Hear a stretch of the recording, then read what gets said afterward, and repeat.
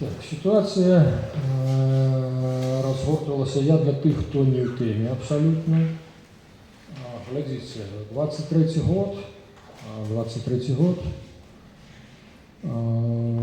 недзе люты, сакавік, былы хаб пачынае разрываць ад внутренних скандалаў. Я абсолютно не в теме, я на той момент ніякого дочинения до этого не имел.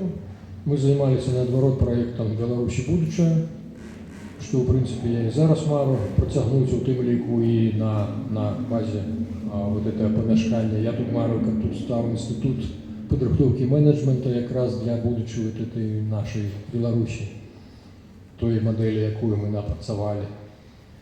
Модель я, коли уже закрануў, это питання, глядзіце, у 2020 годзе мы пачалі распрацоўку разом с протестным актывам. Калі протесты были актыўныя, то усе гарэлі. Там была ідэя ў тым, каб нарадзіць модель дзяржавы будучыні менавіта ў шырокім грамадскім абмеркаванні. Не зноўку не паўтараць шлях Зянона Пазняка з Павлом Вусовым, калі яны там, працягнуўшы некалькі разумных прафесароў, напісалі свою программу, да, яна цікавая, яна грунтоўная, але ж, разумееце, праблема ў тым, што яна не стала сваёй для людзей. Вот у чым праблема. То бок яны нават у папяровым выглядзе выдалі, што называецца, выдохнули і забыліся. Літаральна там колькі тыдняў абмяркоўвалі спецыялісты, ўсё на этом закончылася. А тут якраз ідэя была ў тым, каб у шырокім грамадскім абмеркаванні, менавіта ў шырокім, да, тады ён адразу абрастае людзямі, энергіямі, як бы напрацаваць сваё будучынне той Беларусі, у якой б нам хацелася жыць. Так што это вот, да ідэя, у што мог і можа ператварыцца ў ТХ, Інстытут падрыхтоўкі менеджмента, да. Вяртаючыся да самого хаба. 23-й год. Я, в принципе, асабліва і ніколі не быў блізкі да старога хаба, я асабліва нікога не ведаў з іх. Да, заходзіў, тое Лапко спасылаецца, што Бульба тут некалькі разоў. Я заходзіў, сапраўды, прасіў, калі мне трэба было даваць інтэрв'ю, небагата інтэрв'ю для украінскіх тэлеканалаў і для беларускіх, ну, незалежных, на той момант было.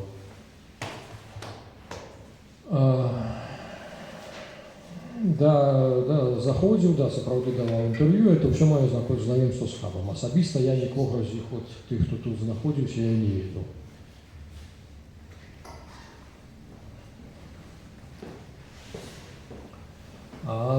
Далее, глядзіце, падзеі развіваюцца такім чынам. Я знаходжуся ў Киеве, мне тэлефануюць юрыст наш, что типа, гляди, а мы хотели как раз для Беларусь 2.0 створить ассоциацию свою. То бок собраться, створить ассоциацию. Телефоную юрист, кажет, ты ж вот хотел ассоциацию, тут пропонують, кажу, хаб там то самое раздираюць конфликтами, и треба зайти як антикризисному менеджеру рятовать ситуацию. Я юриста попросил, я кажу, ну ты погляди тады, наколькі там все адпаведна со статутом, адпаведна законодаўствам. Ну добра, происходит пару суток, ён мне тэлефануе, кажа, да, паглядзеў, усё згодна з іхнім статутам, усё чыста, як бы няма да чаго, няма ніякіх прэтэнзіяў. Ну добра, мы пагадзіліся. Я сапраўды заходзіў на хаб, як сапраўды з разуменнем, разумееце, ёсць людзі, якія здольныя карыстацца грамадскімі грашыма і не красці сабе. Іх небагата. А ёсць людзі, якія, ну, вот як мінулае кіраўніцтва хаба, да. Так вот я заходзіў якраз з разуменнем таго, што, ну вот у нас у раду неяк так павялося. Разумееце, мой дзед калісьці узначальваў партызанскі аэрадром на востраве Зыслаў, это падчас вайны, это ўсходняя Беларусь. И они переправляли на так званую эту великую землю, вот это золото, что тут сбирали, все для фронта, все для победы.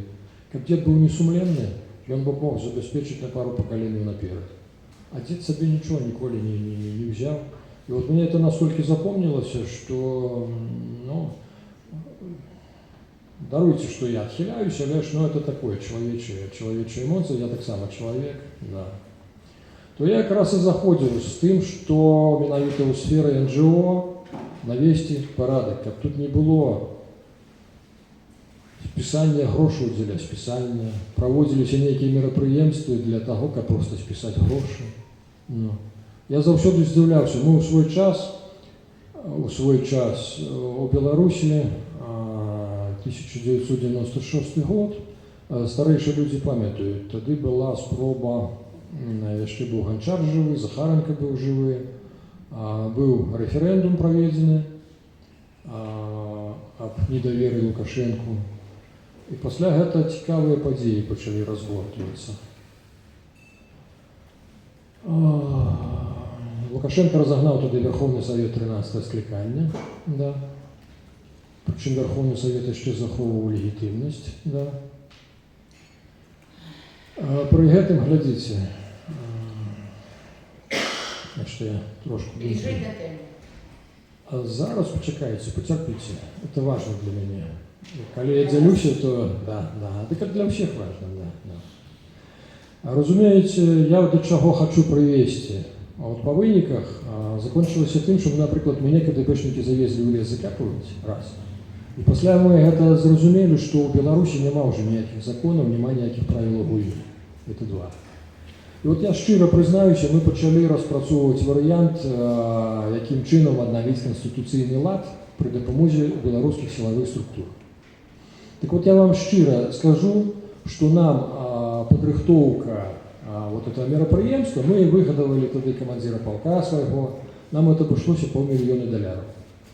И я, коли гляжу на всю эту НГОшную сферу, вот недавно прошла информация, что Тихановская со своим вот этим вот усім фан-клубом, что они отрымали с 2020 года починаючи каля 170 миллионов евро. То вот мне вуха вельми реже, разумеете? За $500 000, ну ладно, скажем, инфляция, это уже не те гроши, на вот это лето 5 миллионов. Им 170 выделили. Что у Беларуси сделано? Так вот в этом плане я и пришел в сферу НГО, как поглядеть, как сапраўды, чтобы можно было корысть робить менавіта для Беларуси. Разумеете, так что мое вступление мае сенсованность. Далее, мы заходили сапраўды как антикризисные менеджеры, да. Я попросил все былое кіраўніцтва старого хаба, у тым ліку надзорчую раду. Адразу, калі мы заходим, то вы усе выходите. На жаль, пасля гэтага доўга, ёсць такі пан Лявончык, каля пана Лапко, доўга бегаў усім расказваў у тым ліку в амбасадах, што Бульба працягвае працаваць са старой надзорчай рады, што там зноў Куракевіч усім кіруе. Это хлусня суцэльная. Адразу это видать по КРСу, это все проведено по польскому суду. То есть, что былы склад надзорчай рады, увесь падаў адстаўку таксама разам з кіраўніцтвам былым хабам. Все. Прошу прабачэння, можа удакладніце, які стары хаб? Ці ёсць стары хаб, новый хаб? По мне, так это мы один, и он один. Так, Ставарышэнне беларускі моладзёжовы хаб. Я с вами згодны, лишь вот рейдерский захоп белорусского молодежного хаба, это у того, кто на сегодняшний день претендует называться белорусским молодежным хабом, фундацией. Уся розница юридичная поміж нами, что мы ассоциация, а там фундация. То вот яны лічаць, что рейдерский захоп был здійснены Бульбом. Цікаво то, что я акцентую вашу увагу, як гэты документ поглядзець, да, мы хотели одразу, как вы сами бачили. Тут зникла з'явилася. Переключать министерство. Там что, видать, нет? Кандидатами там нечитаемо, легче кажется. Это не читаемо, да. Ну, потом журналисты могут запытать Спатара Сергея. Вот вельмі цікавий документ, ён як бы тлумачыць вельмі багата што. Звярніце увагу на дату 5 ліпеня 2023 года. До прыходу рэйдера Бульбы яшчэ амаль месяц. А по-польску, напэўна, ўсе, як бы так, збольшага беларусы ўсе разумеюць, усе чытаюць, паглядзіце, што там напісана. Это зворот ад штаба Ціхановскай. Хутчэй зарэгістраваць фундацыю «Беларускі моладзевы хаб».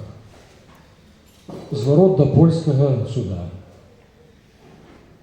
Лапко яшчэ нават не зняты з пасады. Яшчэ хаб быццам бы функцыянуе, як функцыянаваў. Да чаго это просьба? Пра што это сведчыць?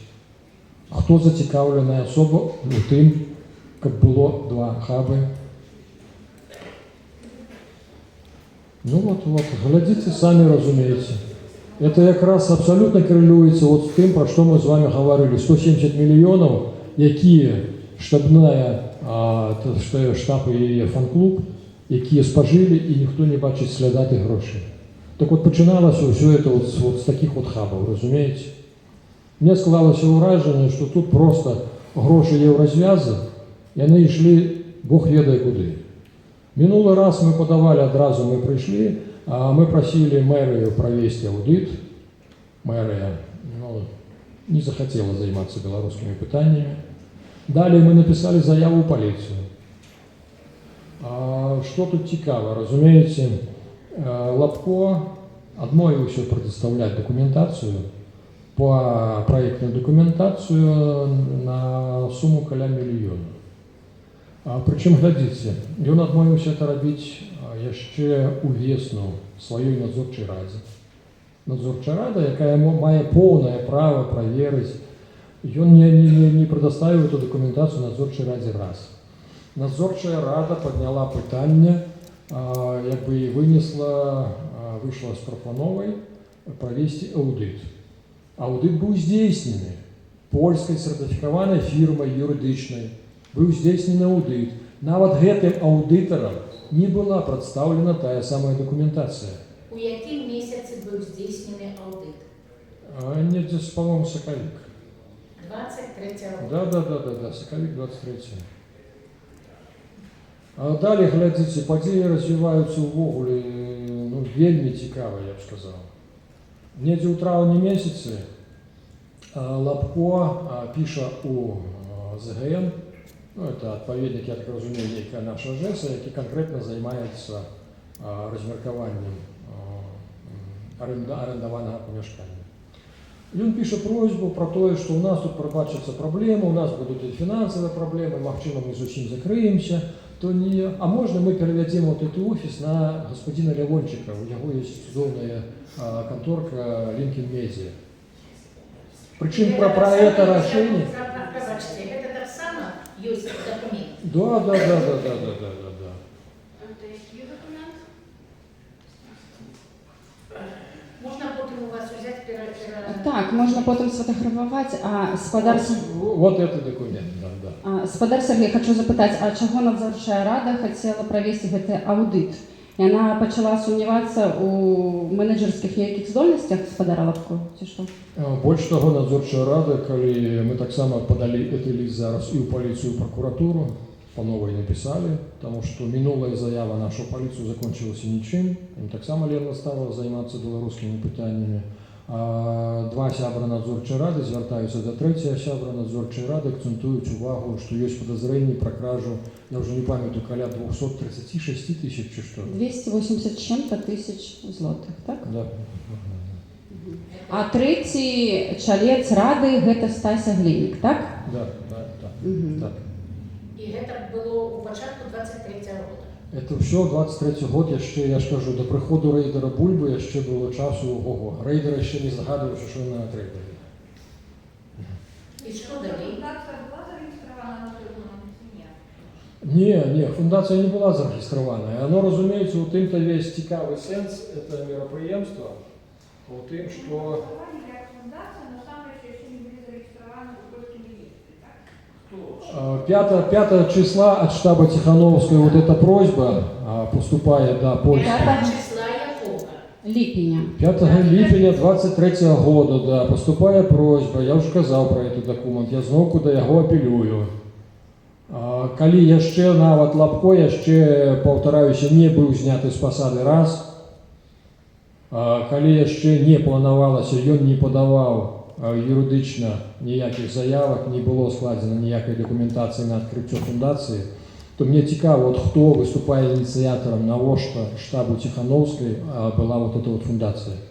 І чому от у этой зв'язці я задаю питання, чому Лапко не предоставляв тоді документи якраз по вот этих проектной документації, не на своей надзорчій раді, не аудиторам, нікому. Тобто для кого зареєстроване? Більше того, от далі ми так само підняли цю документацію. Добре, що Польща – це демократична країна. І з цією документацією може, в принципі, будь-який чоловік замовити, прийти, ознайомитися. Ми, на жаль, раніше про це не ведали. Зараз ми це довідалися, от літерально за кілька днів. Ми справді сходили, поглядели документацію. І вони так і стверджують, що нам треба ця фундація, тому що гроші під її вже готові. Тобто, розумієте, в білоруській юриспруденції є такий артикул, как там это, сознательное банкротство предприятия с целью завладения активами. Вот тут усі прикмети этого артикула, вони якби так в наимении, причому з базою. А где это написано, что гроши уже есть? Мы покажем это документующе. Ну, И он сам про это які- пише. Не в этих, які ви показуєте. Там тут прописано. Где? Той, що зараз був, так? Извиняюсь за то, что я стою к вам спиной чуть-чуть не на голос.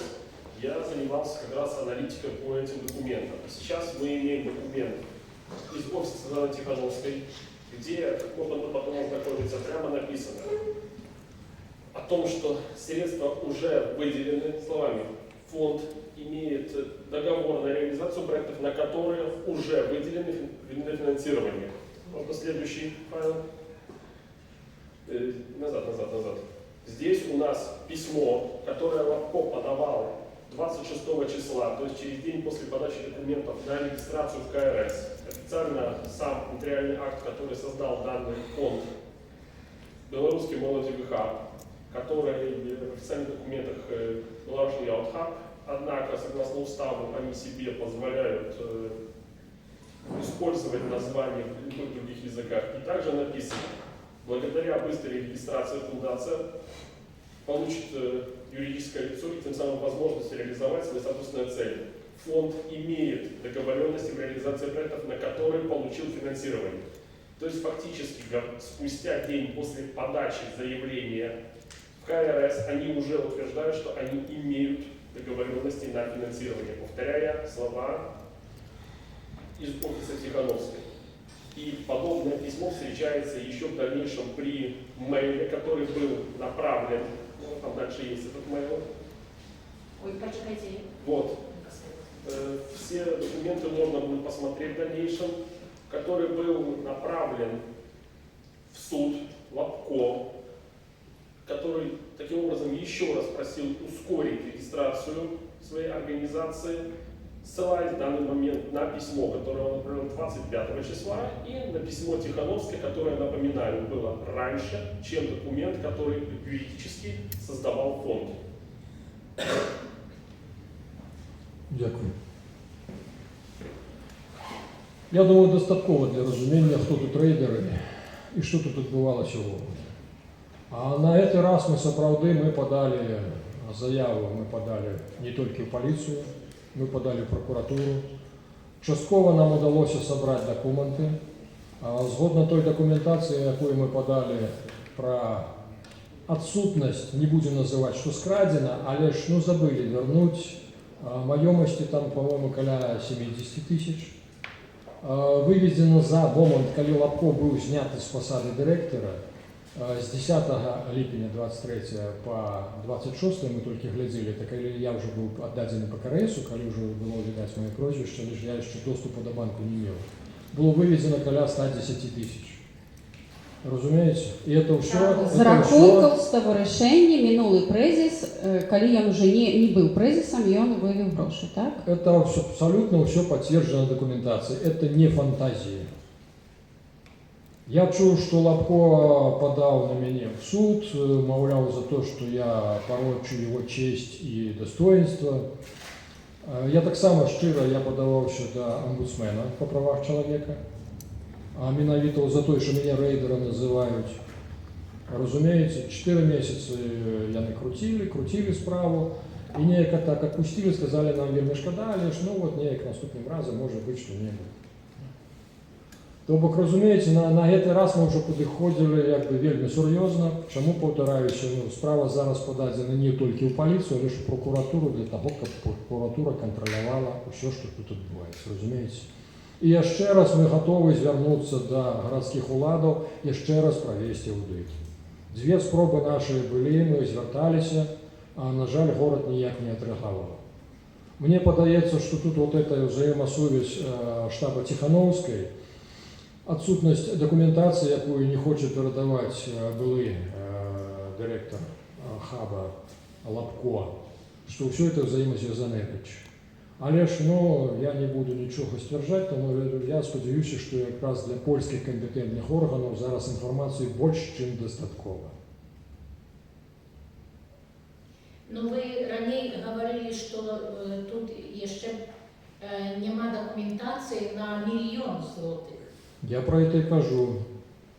3 разы, что спочатку надзорчая рада потребовала на 1 миллион злотых отдать эту документацию, показать Лапко, менавіта, еще в 23-м году весну, разумеете?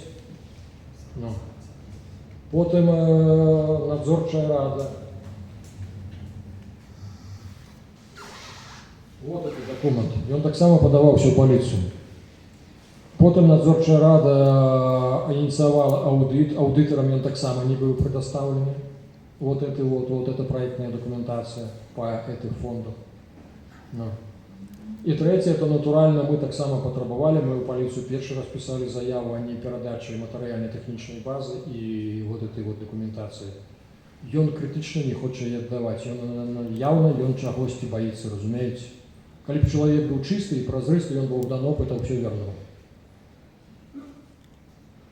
Скорее всего, боится не только он, не в первую очередь. Конечно. Так, подобно, да, вот згодна з тої папери, якою ми бачили, підписаною офісом, то хутчей за все остерагається не тільки він. Очень важный момент, то, что хотелось бы это факт того, что в уставе фонда Белорусский молодежный хаб, который создал Лапко, они прямо указывают, что могут применять название на любом иностранном языке, несмотря на то, что регистрационно это Белорусский молодежный хаб, что позволяет провести ряд действий с документацией. Просьба это учитывать. Дякую за увагу. Вот такая ситуація. Зараз глядите, вот этом конкретне помешкання. Заключена була оренда на 3 годи, з 21 по 24, да. Сапраўды термін завершився, нами були подадена уся потрібна документація з переліченням кучі тих мероприємств, які ми провели за цей час, то бок город все задовольняло. Одиная проблема – это постоянные скарги как раз от наших этих оппонентов, которые обвинувачивают меня в тем лику в рейдерстве. Глядите, они спочатку писали скарги у ЗГН. Писали, что у нас тут тир. Потом Леончик долго бегал за этой идеей, рассказывал на Еврораду, реформу рассказывал про то, что у нас там тир. Хто бачив це нижнє помешкання, ну, даруйте, это настолько треба быть некемлевым человеком, как разуметь, что таким каменным ворку тир никто не робит, ты сам себе забьешь. Он надто маленький и бетонный подвал, все, тут так не бывает. Да. Далее наступная заява была про то, что у нас тут штука валки. Боевые мастацтва, мовляв, тут не предугледжено статутом. Черговый раз ЗГН может раховать, черговый раз приходит проверка. Я уже не памятаю, этих проверок было штук 5. Крайняя проверка была то, что у нас булочки не свежие. И они уже сами приходят, этой тетки почервоневшие, кажут, ну мы змушены ходить, потому что ну вот коли скаргу пишут, мы змушены приходите проверять. То бок город, разумеется, город достае менавіта вот этой кляузы постоянные. Я упевнений, что нам бы протягнули аренду, потому что мы отповедаем усім умовам и усім потребованиям, мы згодно своего статута дейничаем. Одиное, что заминает, это как раз постоянно вот этой кляузы. Крайнее, что они зробили, это подбухторили некая депутата. Депутат написал кляузу, что у нас тут рихтуємо детей-террористов, что у нас тут детей боевой зброї учат. И приходила уже не ЗГН, приходила не комиссия ЗГН, а менавіта полиция приходила, да. Разумеется, вот это я лічу основная причина. Плюс до этого асабістыя нейкія сувязі таго ж Лявончыка з Лапком, якраз вот відаць у ЗГН, відаць у другіх нейкіх кіруючых органах горада, яны ходзяць і распаўсюджваюць пра нас нейкія, ну, абсалютна такую часам бздуру, што просто часам здзіўляешся, як людзі могуць у такое верыць. Разумееце? Ну, яшчэ ж і ботаў шмат, так? Каментуюць усякае, ну, ёсць людзі, якія працуюць на Лапко, ну, Наша спроба даведацца, хто піша этой кляузы, натуральна, чыноўнікі кажуць, ну, згодна рода мы не можам вам называць, разумееце? Таму мы за паклёп як бы не можам падаць, таму што, ну, не ведаем, на каго падаваць. Вот у чым сэнс. На сённяшні дзень мы напісалі апеляцыю. Ответим на нашу конференцию.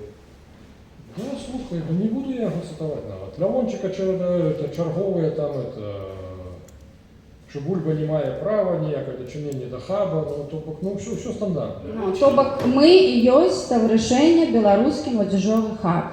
Ну, па нумару КРС, вось ён калі зарэгістраваны у нас беларускі моладзежовы хаб? У якім годзе?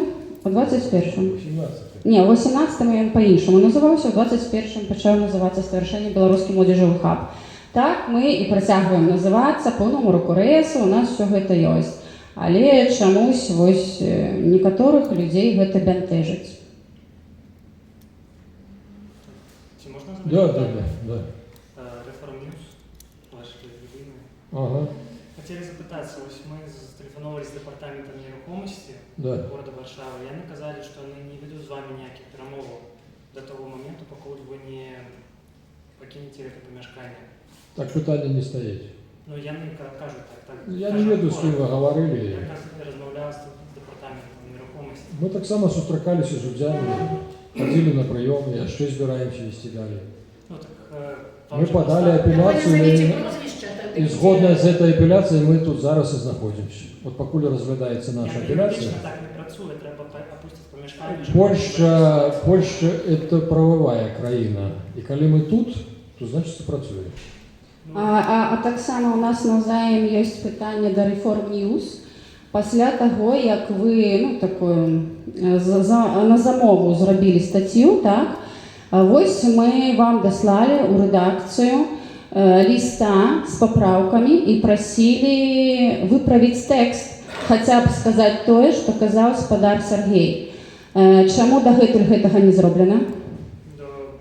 Было записано все, что казал спадар Сергей. Те правки, які ви казали, это аккурат то, что Сергей Мы казал. просили обвержения. Не, вы заранее написали артикул, там во всем видать, что мои слова ніякого значения не имели. Як і першае, даруйте, калі першы у нас канфлікт пачаўся з таго, што вот той артыкул пра былога кіраўніка надзорчай рады. Ён же ж явно заказаны. Ну, так ці будзе абвяржэнне апублікавана? Ніякое движение не может быть слово Сергея, он их казал. Я ще раз повторяю, я написал вам конкретно, что мы просим отвергнуть, заходячи с фактурой. Вы казали это слово. Вам все равно было, что я казал. Там ни слова не написано того, что я казал. Там некие ваши фантазии, не больше того. Так абвяржэння то бок не будзе, вы думаете? Какое движение? Вы просите кламать нашим читачам. А с кем вы говорили, вот с польских чиновников вы посылаетесь, можно С конкретно? департаментом нерухомости. С кем конкретно? Там был мужчина, я не памятаю его ім'я. Треба поглядеть. Ну, это же есть никто не сделал, Маме да, пришли и да. говорили. Что это Мужчина, такое? да. Ну, вот вы ссылаетесь на человека. Вы Я ж повинны ведать ссылаюсь допрос. на департамент нерухомости, з яким я комунікував. Слушайте, а я могу сказать, что я у Дуды была. Ви кажете, Но не это называю, от что сім'ї. сказать, что я была у президента. Так вы кажете, это от не события, это не ваше... Вы журналисты, вы повинны назвать, у кого вы были. Это я был департамент нерухомости. А як ваше хоць прозвішча, імя, скажите, калі ласка? Я не публичная особа. Прабачце? Я не публичная особа. Я... А вас тут задымаюць, калі што? Камеру все. Што? Добре, меня звать Герман. Яшчэ раз? Прозвище. Герман. Добре, дзякую. А прозвище? Прозвішча маеце? Называть прозвище. Вось, Тамара, вы саромецеся сваё прозвішча, калі што назваць? Конечно. Еще раз, вы все Да. журналист? Так, я журналист. Вы публичное лицо обязаны представиться по закону. Не, Трошки меньше. Вось побач з вами стаіць журналіст, я попросила, ён мне даў карточку з... Я могу карточку представиться, але я не хочу казать свою. А, добре, ми потім Скажите, а сфотографуємо. як так от Реформбай не має ні офісу, ні зворотної сувязі? От як поступати нормальним людям, от коли ми написали до вас просьбу про публікацію обверження і ніякої реакції з вашого боку?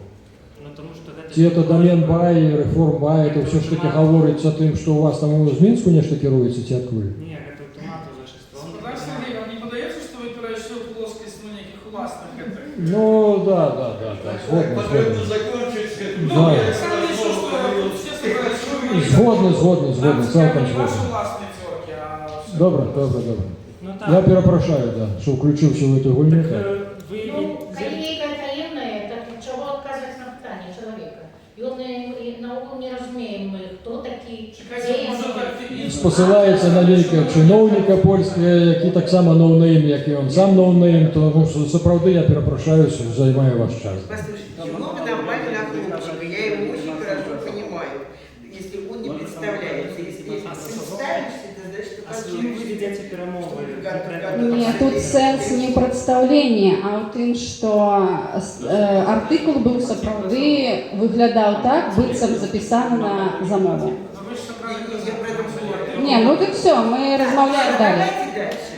Попрошу легітимації працювати. Вам попросили спосіб, який полицейський працював. Так, ну от і ми основне виклали, да. Зараз ми зробимо прес-реліз на підставі тих документів. Я вельми шкодую, що ми їх тільки от літерально. Ми не ведали, що справді Польща настільки відкрита, що можна прийти поглядіти документацію будь-якої фундації, будь-якого совожишення. Бачите, це справді, оказується, класний інструмент. Ну. Так що от зараз ми подоб'ємо все це і зробимо, розошлем у тим ліку і по амбасадах, да, куди лявончики з лапками ходили, розказували, який злий рейдер Бульба, як він тут замінає білоруські демократії. Агент КГБ. А? Агент КГБ. Да, агент КДБ, ким я вже тільки не був. Да.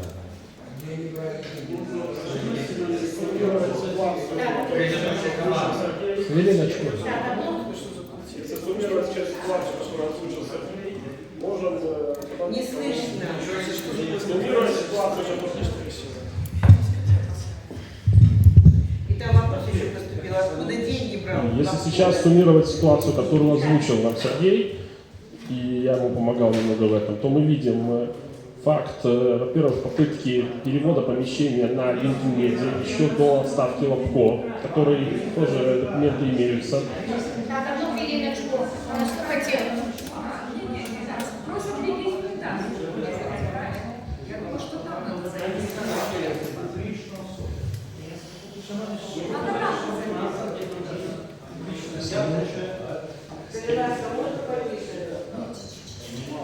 Сергій, як ви керуєте до актуального питання? Як ви розкажіть, які ви впливали на будучину? Бо гораздо цікавіше для нас, бо приходжу, виставка тут велика, тут є ще виставка. Наверное, тогда начну я отвечать. Что касается планов на будущее. Во-первых, это, конечно же, защита нашей организации, сохранение помещения,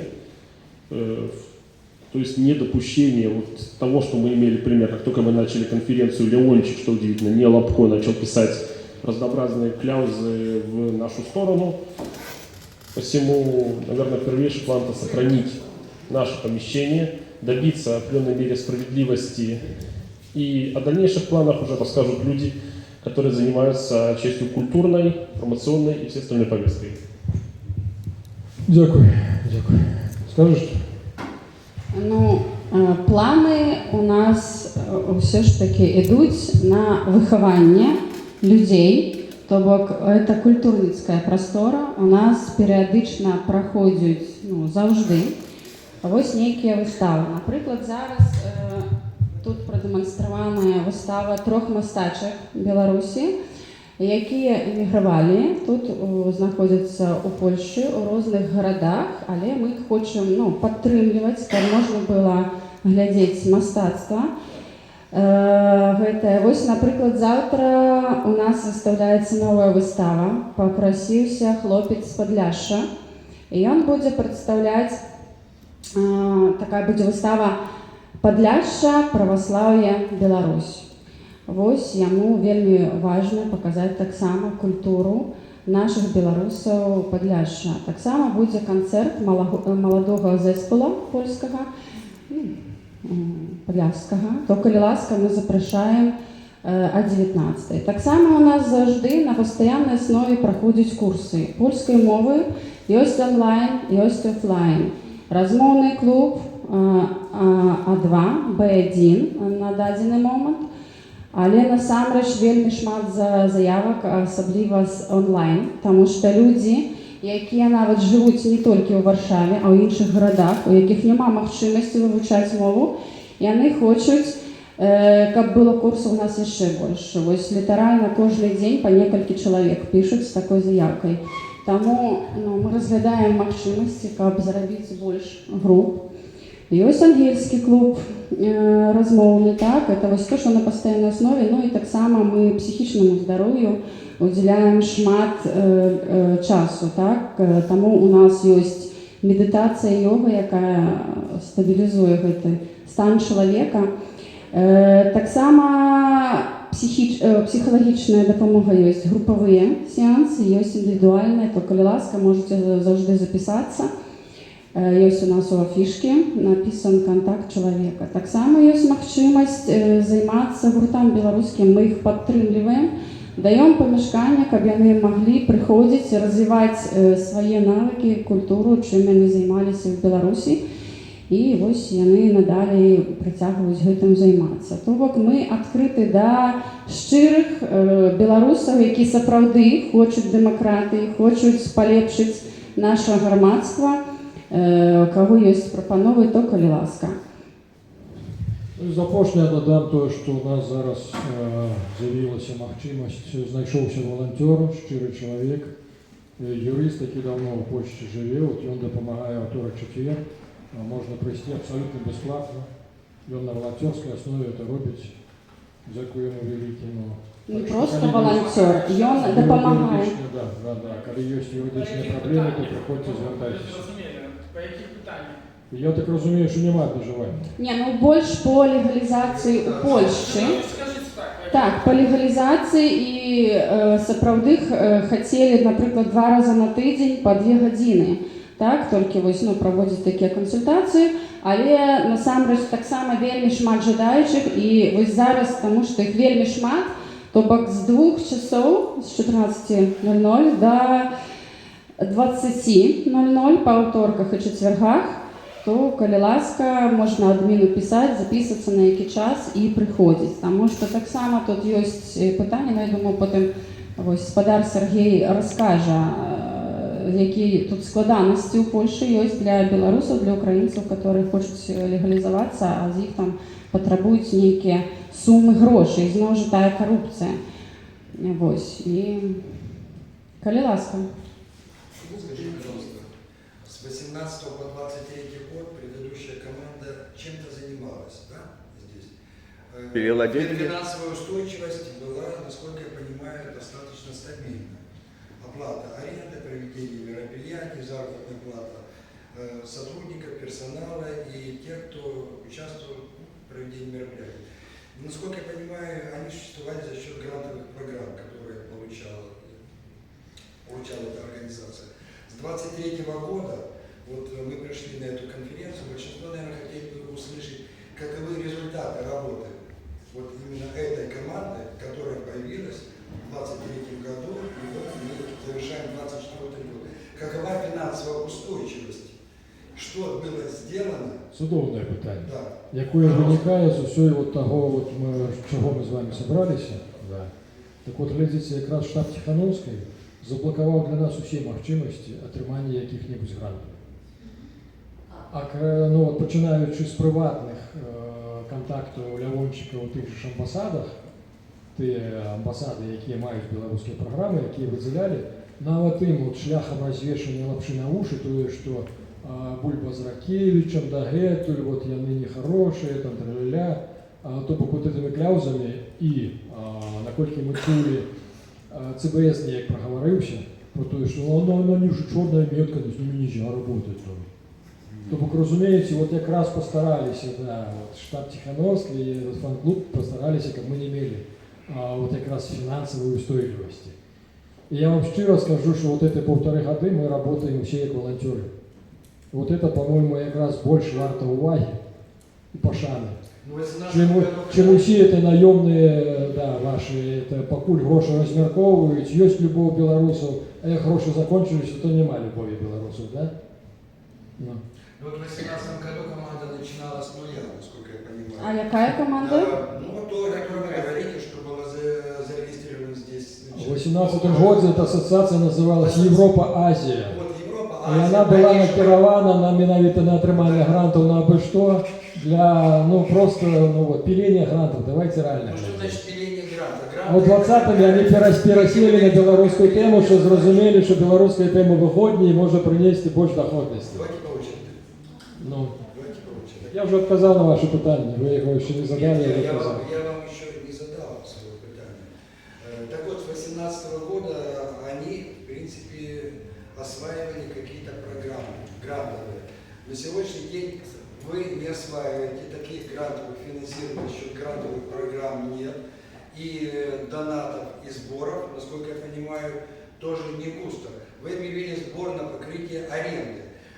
Хотелось бы услышать, вот, вы же как бы отчет за работе ЗАГа хотели предоставить сегодня, как в программе было написано. Сколько денег вы собрали?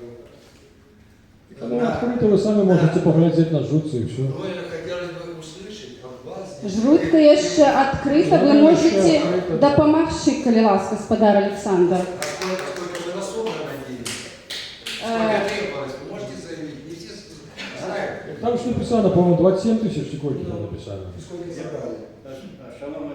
За не, еще не закрыто, коли закрыто. Ну, зайдите на жрутку, поглядите, можете, калі ласка, дапамагчы, и мы всех запрашаем на дапамогу. Калі беларусы шчырыя, чаму не дапамагчы? Я хочу несколько слов сказать. Это конфликт має только по форме. Якби спречка поміж разные претенденты на это помешкание.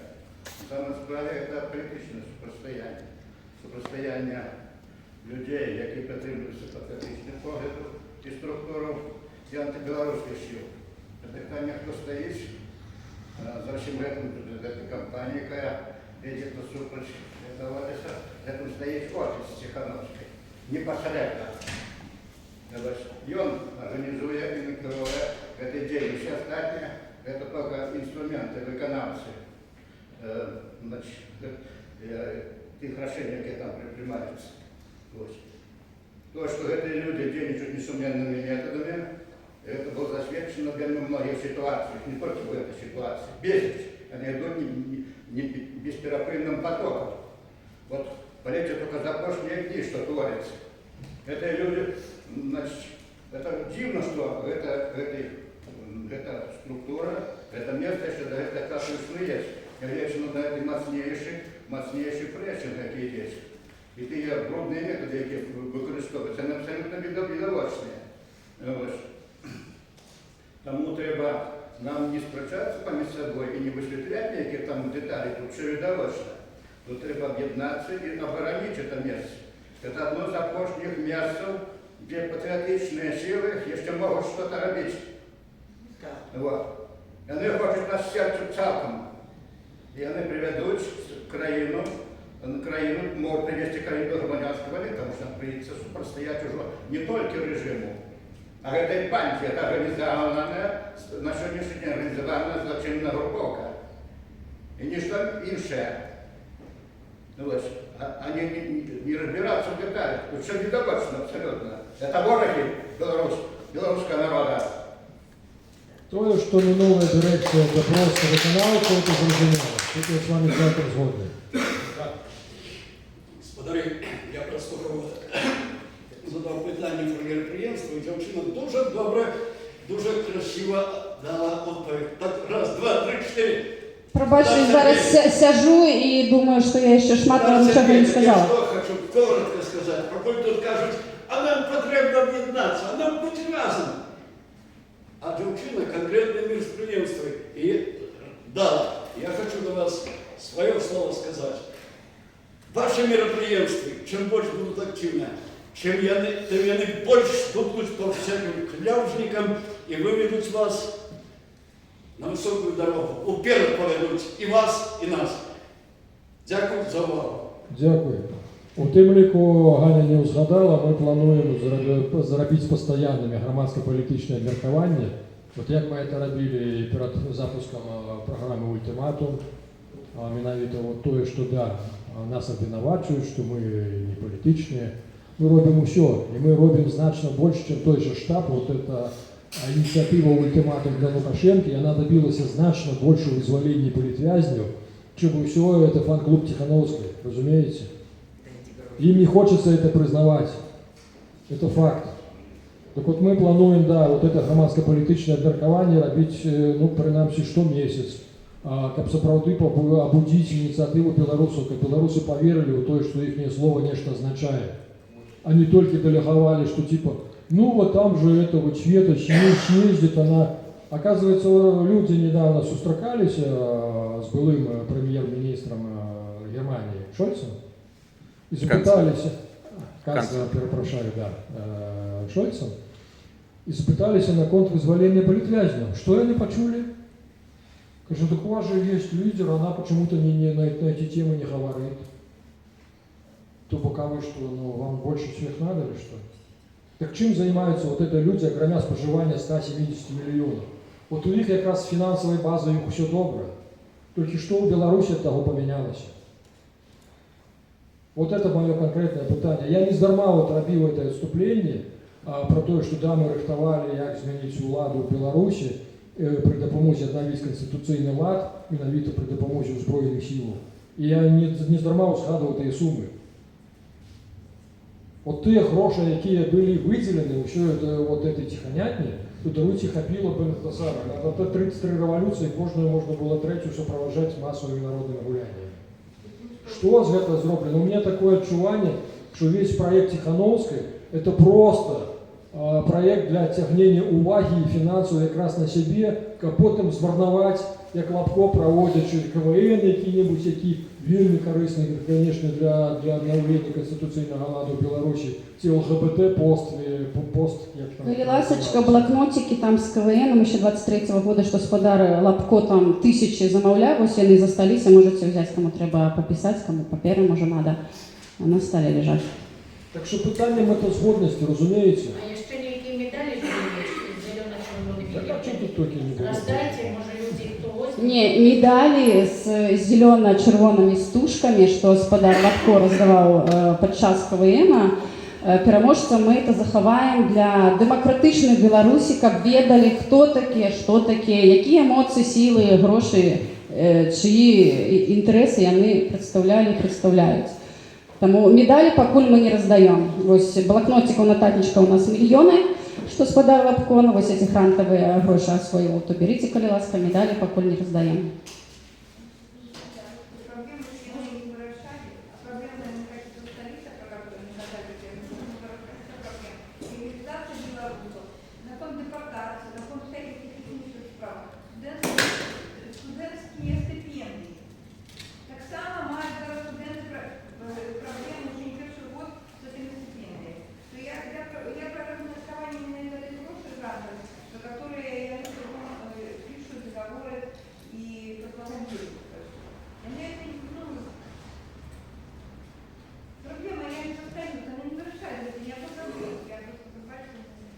Ну, яны особистые проблемы вырашаюцца, но это не наши с вами, не політвязні, не сем'яў тых політвязняў, ну, особистые проблемы тых, хто вось атрымліваюць вось гэтыя грошы.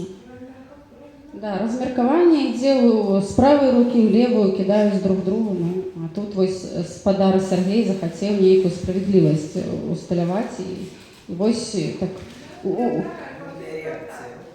Да, да. Вопрос и даже может быть пояснение, что мы здесь говорим о том, что нету помощи белорусам в Беларуси, о которой является. Но я бы хотела акцентировать внимание, что даже нету помощи белорусам здесь. Вообще абсолютно не по каким моментов. Ни по каким. Вот это два важных. То есть, если они берут деньги как бы на белорусское сообщество, находящееся как внутри Беларуси, так и за рубежом, да, то там в Беларуси это сделать невозможно. И невозможно Но, а здесь проконтролировать. это как бы безопасно. Мы готовы назвать свои фамилии, да, мы готовы... Но даже здесь, в безопасном для них как бы, пространстве, помощи не оказывается никакой. Я считаю, что нужно сделать даже дополнительную одну из конференций, да, на тему того, чтобы собрались люди, которые уже столкнулись здесь с какими-то своими проблемами и которые пытались достучаться туда. Этого не получилось, то есть мы как бы должны зафиксировать этот факт, собрать людей, организации, что помощи нету, чтобы вот этот факт польскому правительству аргументированно доказать. Так, добре. Хлопцы з асоціації політв'язнів, з ким ми активно супрацюємо, вони постійно на це жаляться. Да. Що быццам бы вот этим лявончикам виділяються огромні гроші на підтримання політв'язнів, а ніхто реально тут, дуже багато хто з їх, і ніхто ні копеечки не отримував і навіть нічого про це.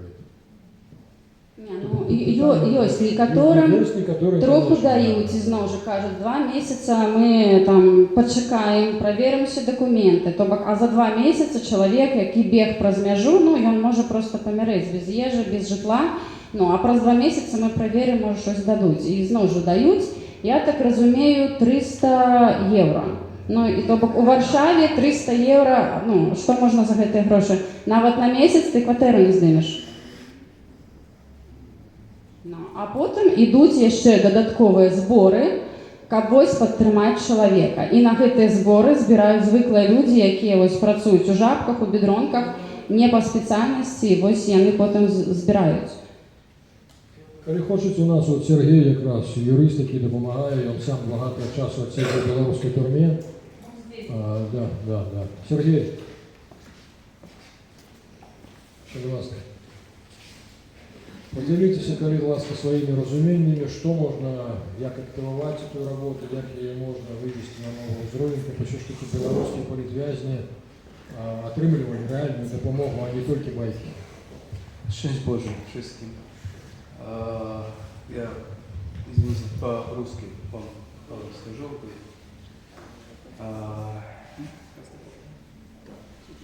Вообще, картина очень печальная. Многие ребята, с которыми мы были на Литве, выходят, звонят, спрашивают, почему все так.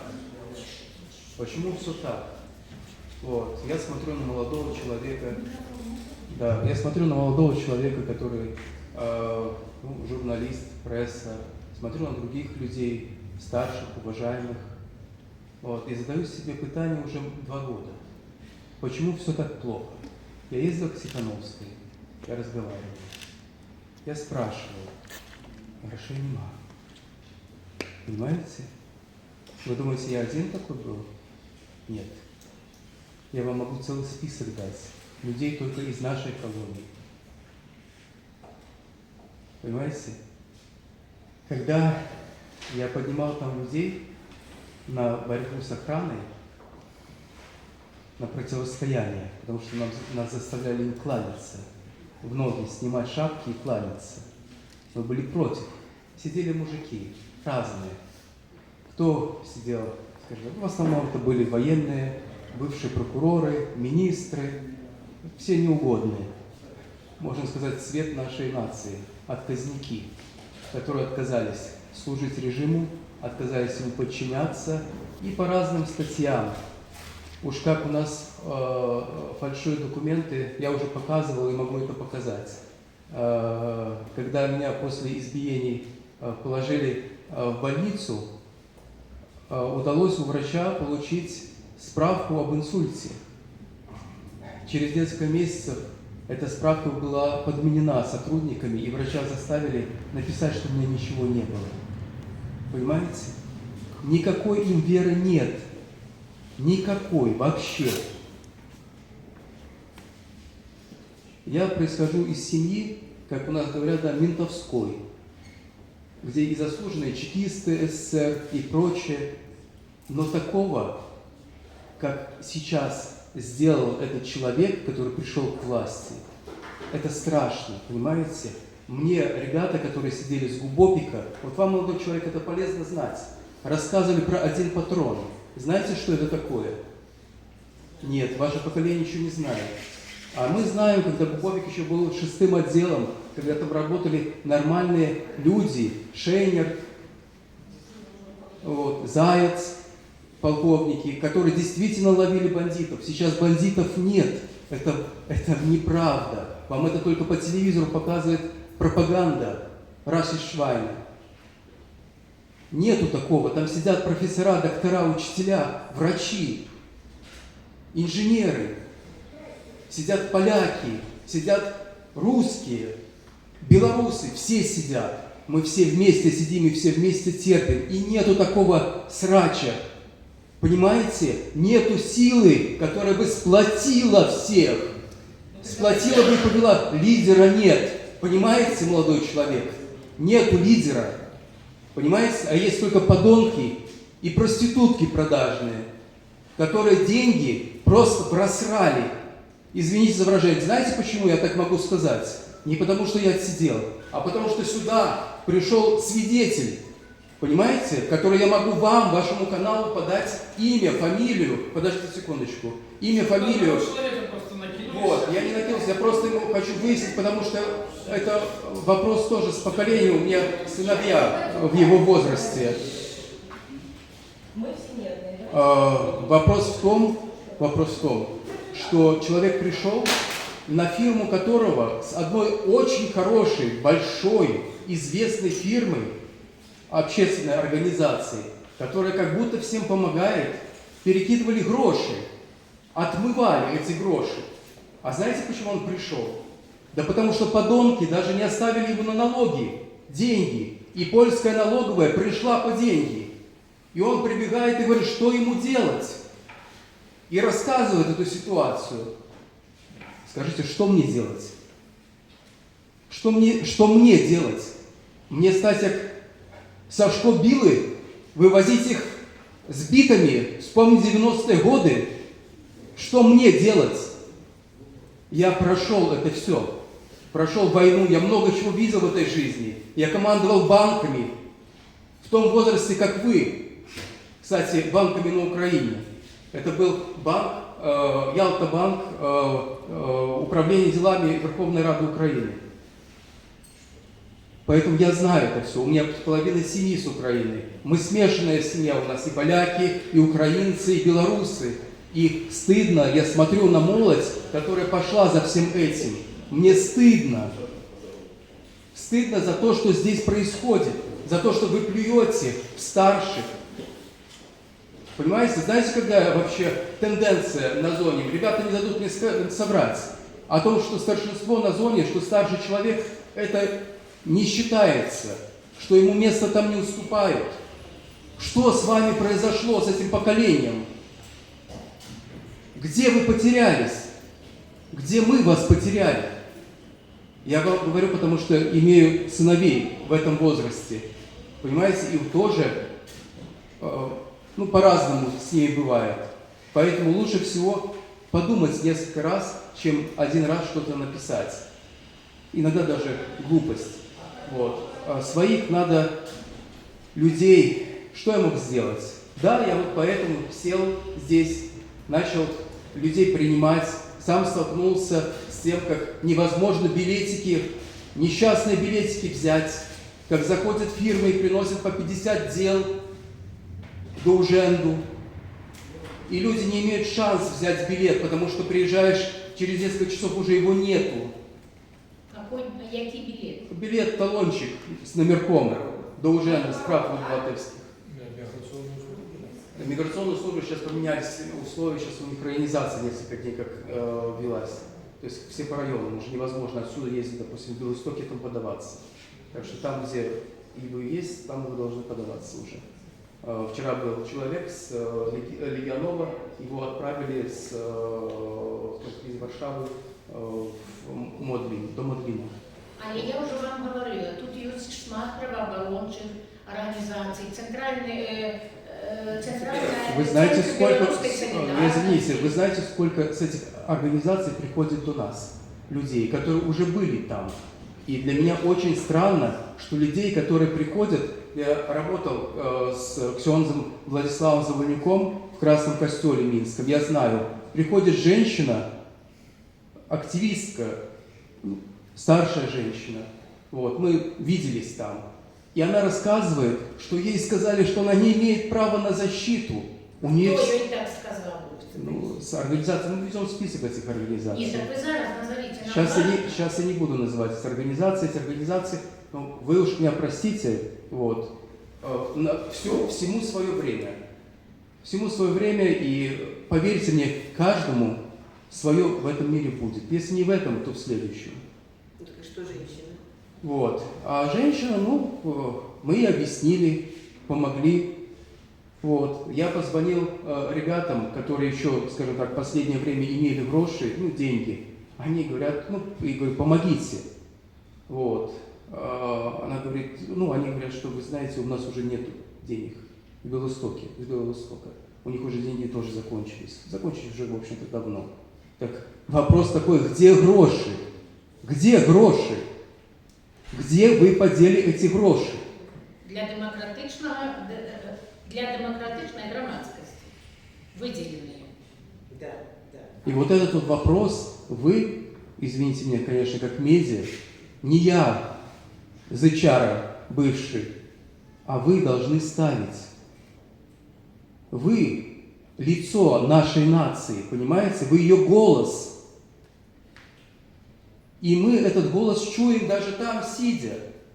Вы знаете, что когда были протесты, мы зону подготовили к восстанию. Почему никто не говорит про восстание зоны на Бобрах? Почему об этом молчите в 2020 году? Когда вышли люди в Бобрах, то с Бобров ребята есть, они не скажут, что это правда.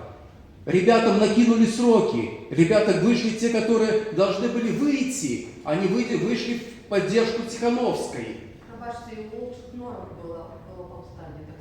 И об этом молчат. Почему? Почему? На Витьбу к нам приходили, откуда я знаю, потому что их потом ночью вытаскивали и рассылали Столыпиным по разным зонам, автозаками развозили. И мне удалось с такими людьми быть вместе, и мы с ними и партию сделали, костусевцы, на зоне. Вам может Женя Червинский, он признался, что он был стукачом, рассказать обо всем об этом. Вот, больше. Он имеет информацию, доработал. Вот, поэтому, короче говоря, как-то вот так. Вы уж меня извините за мои эмоции, вот, но за моими эмоциями нет никакой, абсолютно, да, никакой выгоды. Я отказался от всего. Даже у Стрижака отказался от денег. Не надо мне. Я не беру этих денег. Понимаете? А не важно, для демократичной громадскости, чему их не брать? не важно, как говорил один человек, не важно, что робишь, важно с кем.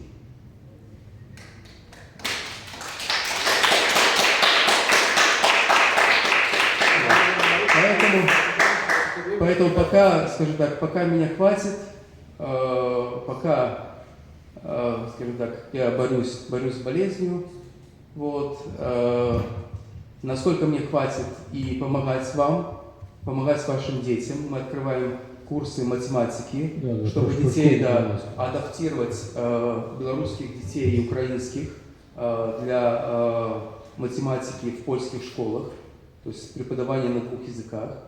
Вот. В конце концов, мы заберем тех преподавателей, которые сейчас развозят пиццу, которые преподавали в радиотехнических институтах. Почему не говорите о том, что невозможно сейчас проблема у нашей молодежи и у людей с дипломами? С дипломами, вы знаете, что дипломы вот, наши не признаются уже. Закончился договор. Закончился договор между Польшей и Беларусью. И, видимо, дальше неизвестно, что будет. Никто этим не занимается. Вот, вопрос тоже был с пенсионерами. Пенсионеры приходили. Я когда посмотрел, сколько ей начислили женщине, которая тоже объяснил ей, у нее и травмы, и суставы выворачиваются, ей надо идти, как у нас говорят, на ВТЭК, да, то есть подаваться на инвалидность здесь. Вот, объяснил ей, как это все делается, процесс. Вот, она тоже была в разных организациях, тоже мы их записали. Вот. Но вопрос-то не в этом, да, надо людьми быть.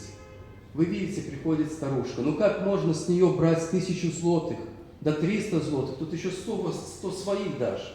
И я сюда езжу каждый раз, вот, 1,5 часа мне только дорогу в одну сторону снимают. И 1,5 часа, то есть до 20 я сижу, я приезжаю домой где-то около 23.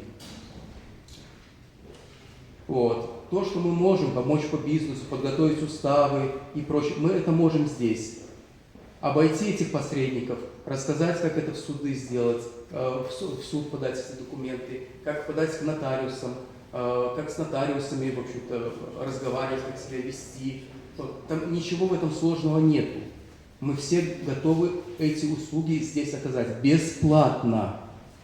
Бесплатно, понимаете? И не потому, что мы у кого-то забираем бизнес. Дело в том, что они услуги эти оказывают на гранты. Вот эти, ну, скажем так, оказывают так, как оказывают. Вот. Мы без грантов просто делаем тихо свое дело. Вот. Точно так же, знаете, это когда-то моя бабушка помогала в войну партизанам, носила волчью нору, ну, нору над Молчадью, над рекой, носила лекарства с госпиталя, потому что в Молчади был госпиталь военный немецкий. Вот. И что вы думаете?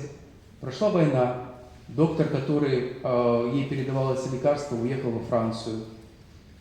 Вот. Она, ну, человек был скромный, хотя знал несколько языков. Вот. Она была дворянкой. Вот. Она так до конца и осталась на минимальной пенсии. И первые, кого из нашей семьи взяли в армию красную, это меня. До этого не брали из-за происхождения. Вот. Поэтому по разным аспектам и возможностям я могу говорить, не командовать, а просто просить вас учтиво сделать свою работу. Учтивость прежде всего к тем, не ко мне, к тем, кто сидят. Потому что они рано или поздно выйдут и спросят. Спросят за все, поверьте мне. Вы не знаете, то, что в репортажах описывают, это не то. Это ГУЛАГ. Он сделал ГУЛАГ. Он его продолжил, понимаете? Первое, что мы видим, это страшные вещи. Людей, с людьми поступают очень страшно. Я не хочу и никому не желаю, чтобы так поступали. Молодые ребята, молодые девчата, которым скакали до крови на головах в Молодечном. Их родители с той стороны стучали, кричали, женщины рвали руками браму. Мы ничего не могли сделать. Но мы видели потом, когда смывали эту кровь. Мы видели потом, когда им раздавали деньги наличными, этим людям в черном. Как скручивали номера, потому что до них с нашей камеры вот, было буквально, это Молодеченский ИВС, буквально, ну, может быть, метра 4-5.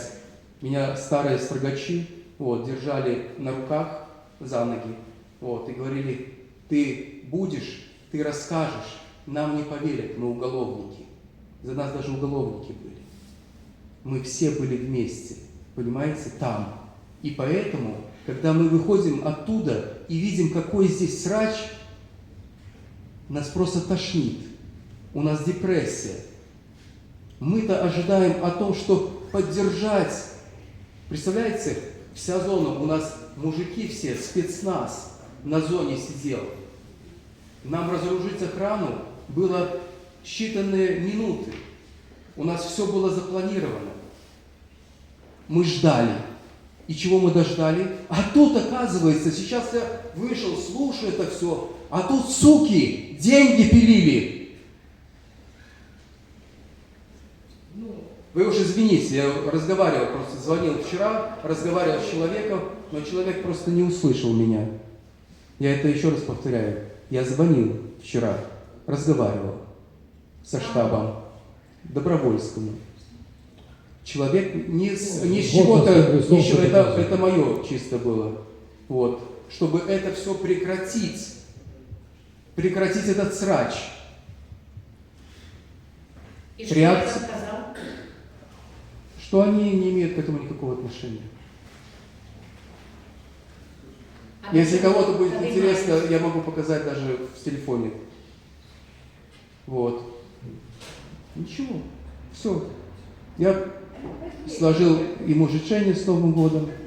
Вот. Передал привет Светлане Тихановской. В конце концов, она жена моего друга Сергея Тихановского, с которым мы начинали не в 20-м под шумок, а еще в 19-м.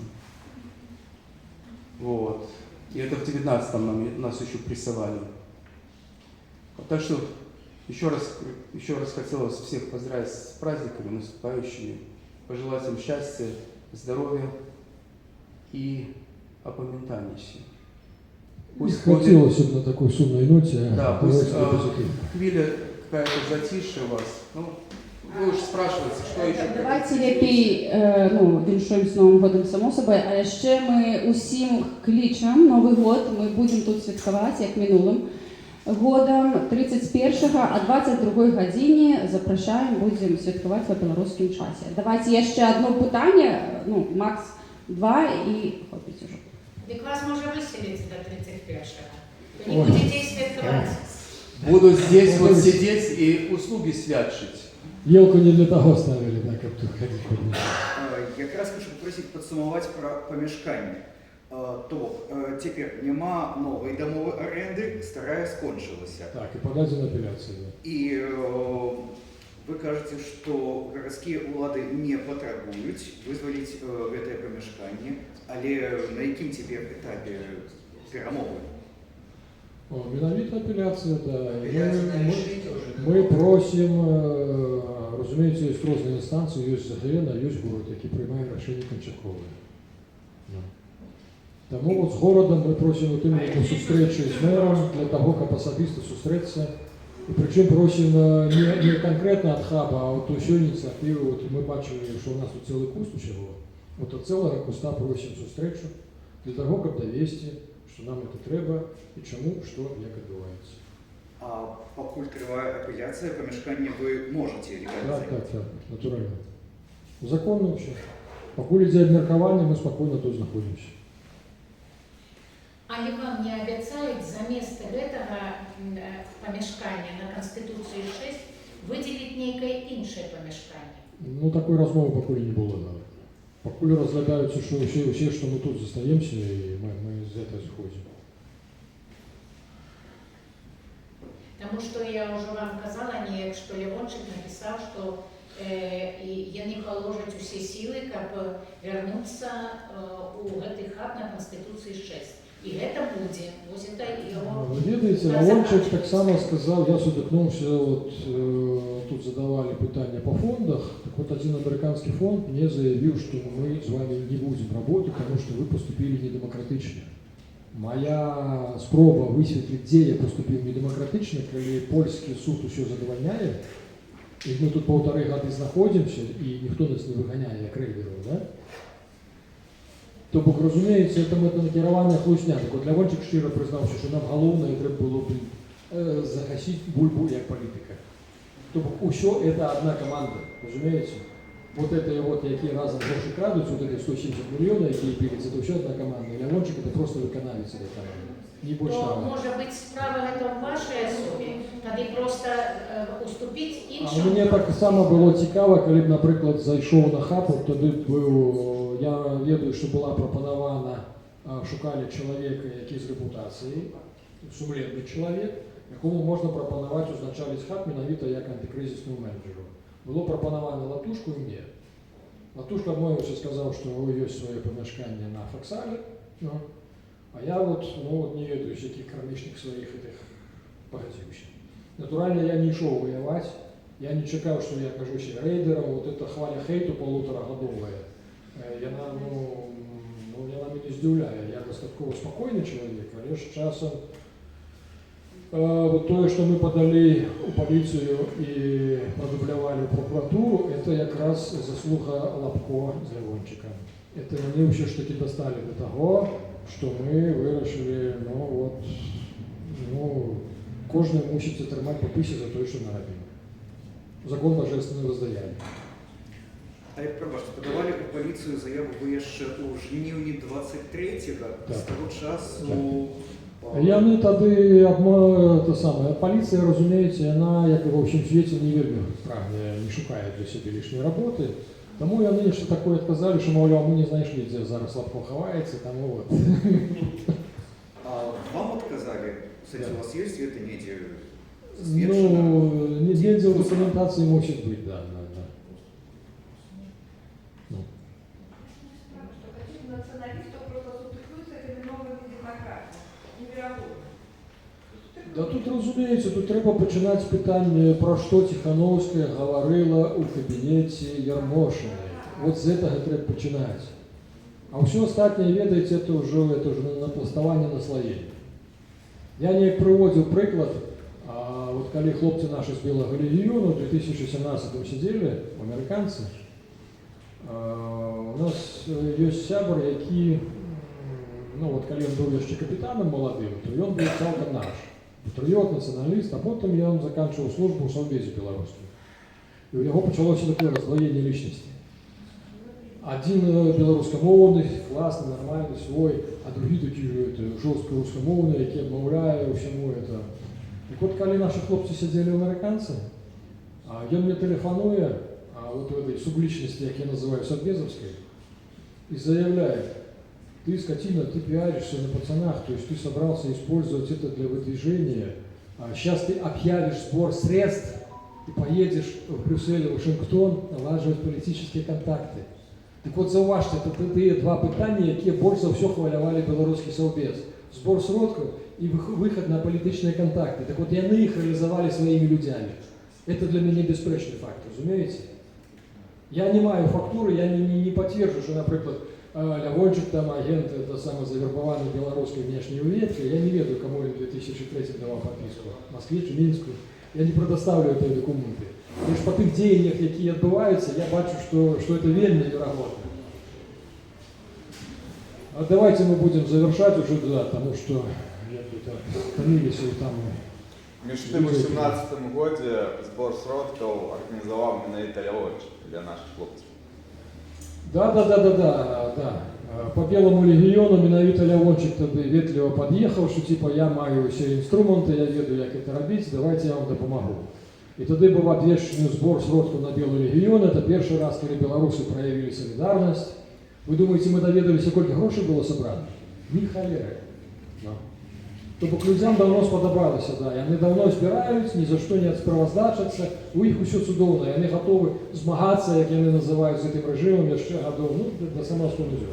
Сабе Лявончык назбіраў, одна кватэра в Лондоне, другая в Варшаве, даволі раскошныя. Все, дякую, Вікі. Дякую.